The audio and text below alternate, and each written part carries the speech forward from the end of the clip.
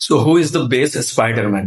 Brand new day release করেছে, এক কথায় সিনেমাটি সুন্দর হয়েছে, অনেকে বলছে ভালো লাগেনি, বাট টু বি অনেস্ট এটা নো ওয়ে হোমের থেকেও বেটার হয়েছে। কারণ স্পাইডারম্যানের যে কোর বিষয় সিম্পলিসিটি, লাইফ স্ট্রাগল বা স্পাইডারম্যান কেন্দ্রিক স্টোরি নো ওয়ে হোমে ছিল না। তবে হ্যাঁ, ওখানে একটা ইউএসপি ছিল, ও যে স্পাইডারম্যান টোবি ম্যাকগুয়ারি ছিল, ফ্যান ফেভারিট ডক্টর অক্টোপাস ছিল, হাজারো কেমিও ছিল। কিন্তু হাজারো কেমিও ভালো মুহূর্ত তৈরি করে, ভালো স্টোরি নয়। এই গল্পটি অনেক বেশি ক্যারেক্টার সেন্ট্রিক। একটা ম্যাচিওর পিটার পার্কারকে দেখা যাচ্ছে, তার জীবনের পরিবর্তনটাকে তুলে ধরা হয়েছে। নতুন স্পাইডারম্যান মুভি এলি একটা প্রশ্ন চলে আসে, কে সবচেয়ে ভালো স্পাইডারম্যান? টোবি ম্যাকগুয়ারি, অ্যান্ড্রু গারফিল্ড না টম হল্যান্ড? আমার মতে বেস্ট স্পাইডারম্যান অ্যান্ড্রু গারফিল্ড। আমি কিন্তু মুভির কথা বলছি না, আমি স্পাইডারম্যানের কথা বলছি। ফার্স্টলি এটা সবাই একমত হবে যে এই তিনজনের মধ্যে অ্যান্ড্রু গারফিল্ড সবচেয়ে ভালো অ্যাক্টর। আর ইমোশনাল সিনগুলো দেখলে বুঝতে পারবে অ্যান্ড্রু গারফিল্ডের acting range, powerful acting.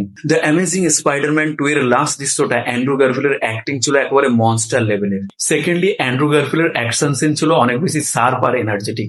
Speed, agility আর ফ্লাইং মুভমেন্ট ছিল একেবারে চোখ ধাঁধানো, কোয়াইট লাইক স্পাইডার। ফাইট সিনগুলোর সময় জোক আর হিউমার ব্যবহার করাটাও তোমাকে দারুণ ফিল করাবে, যেটা নাকি কমিক অ্যাকিউরেটও ছিল।